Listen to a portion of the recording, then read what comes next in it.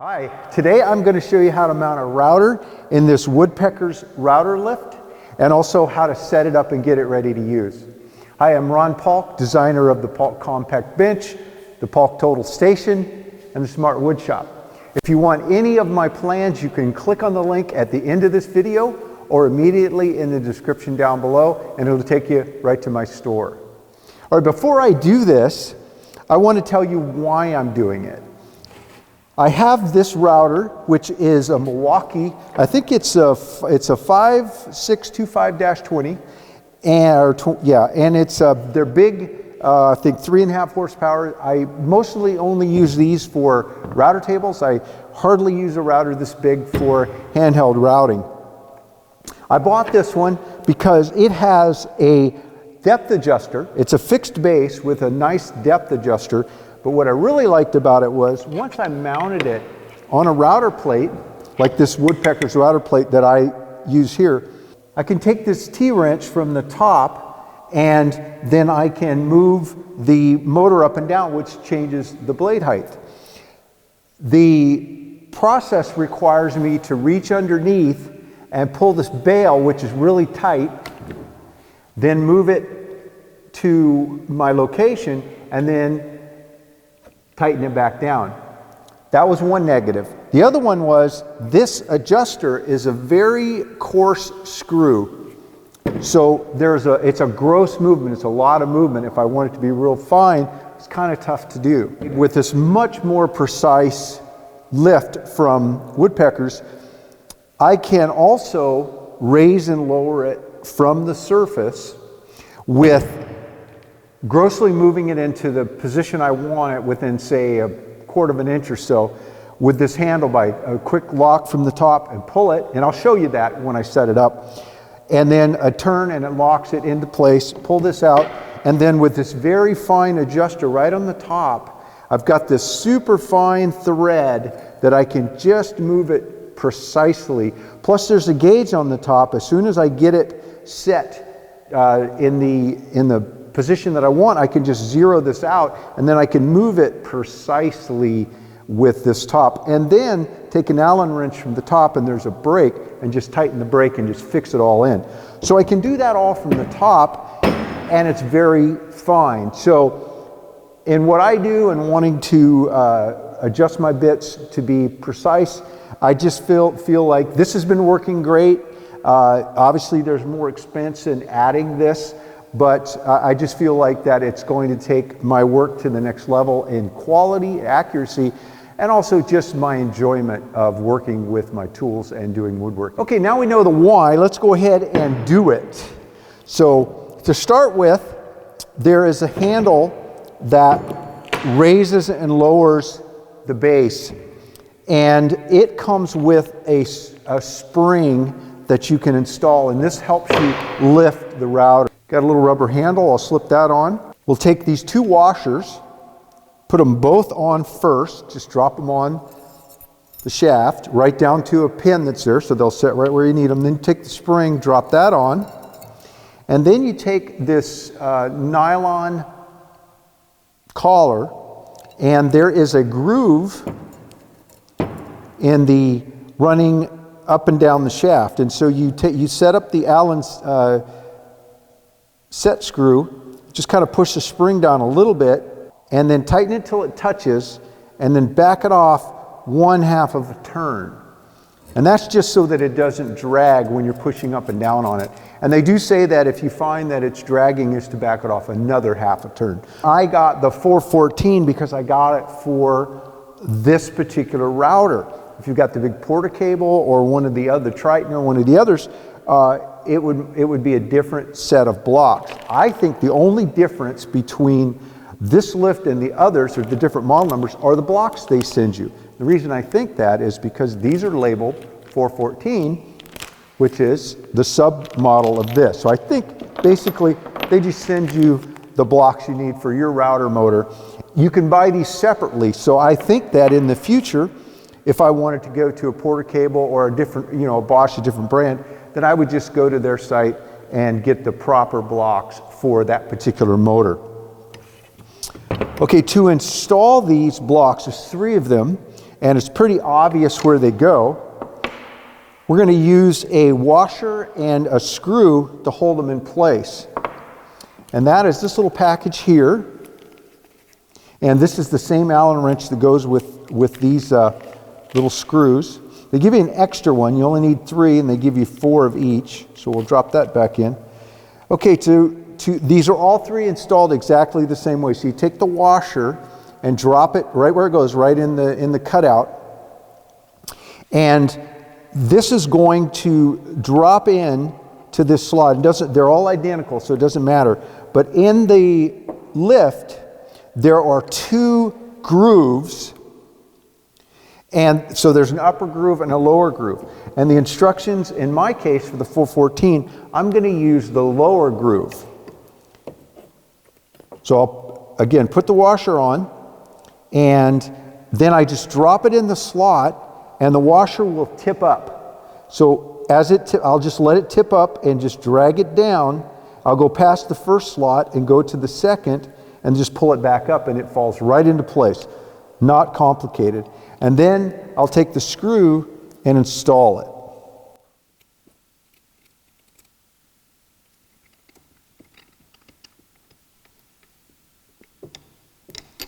And that's it. That's all there is to installing the blocks. And there's a little bit of movement to them. So now I'm going to repeat that 2 more times.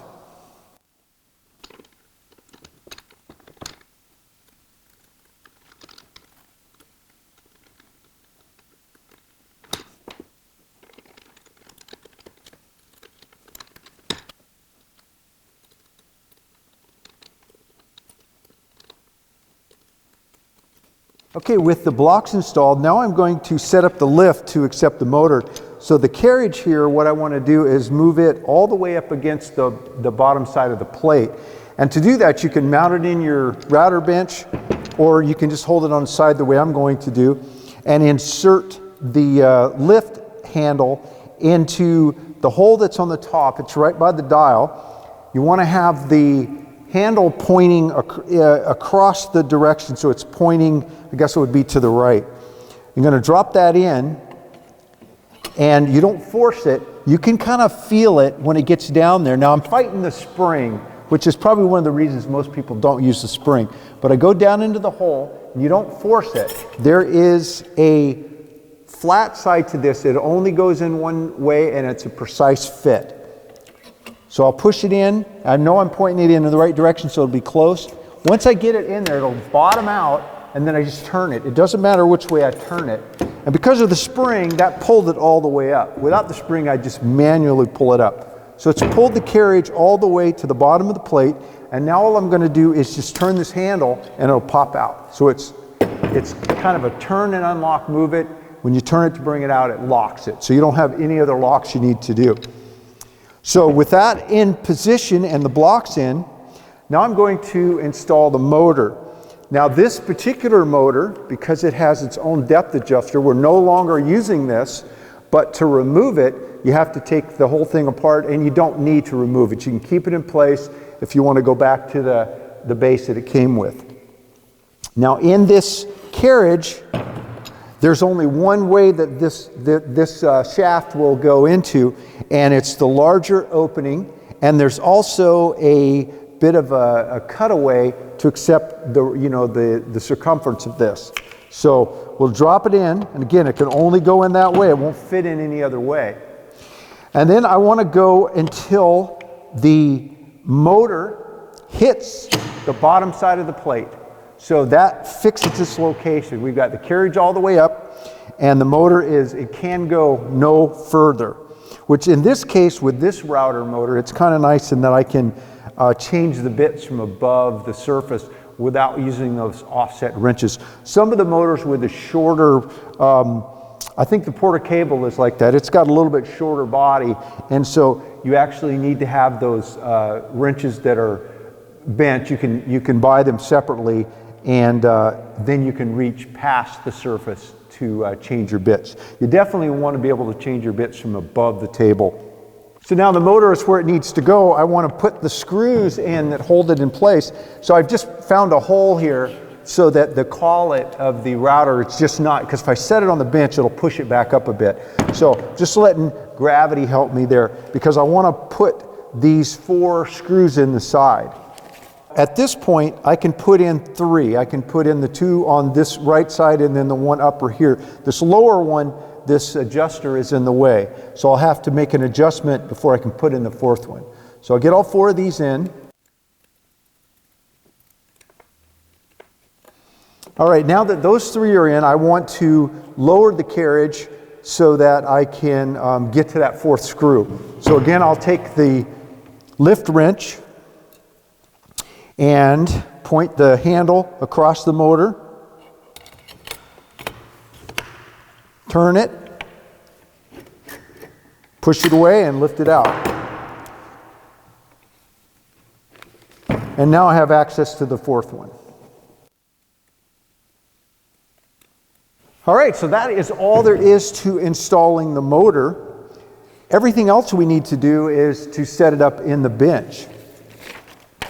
Now in my benches, all of my benches, I have the depth of the cutout all set the same, and it's a little bit more than the thickness of the plate.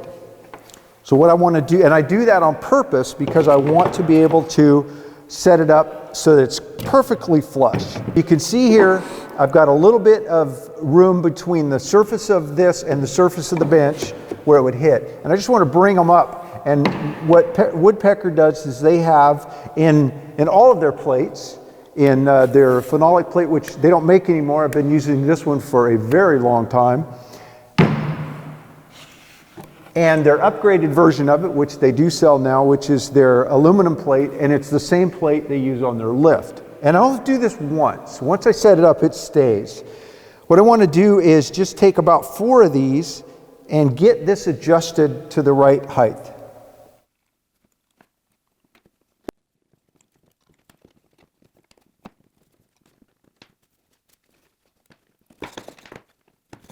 Once I have those 4 screws and have it adjusted where I want it, I'll just check it with a piece of wood and make sure that it's not bumping anywhere as I'm passing wood through that. Obviously I don't want it hitting on an edge.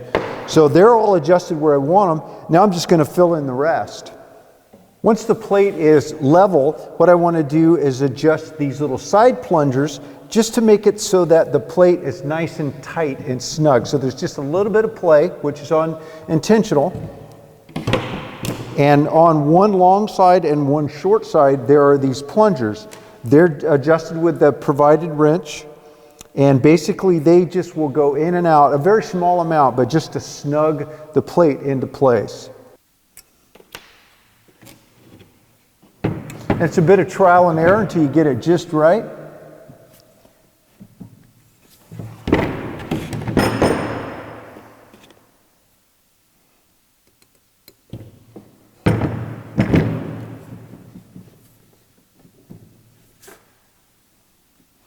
Okay, I like that. That's all there is to setting it up. I only have to do that once. Everything else I do is task related. So if I want to put in a bit, again, I just take this handle, go down until I feel it, turn it, and that'll just, actually with that spring is kind of nice. It just pulls it right up. And then just turn it and that locks it in place. So now it won't go anywhere.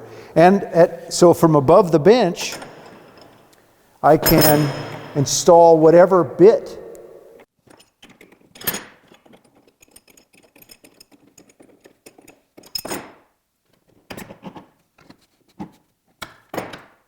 So with the bit installed from on top of the bench, then I can choose the appropriate throat plate.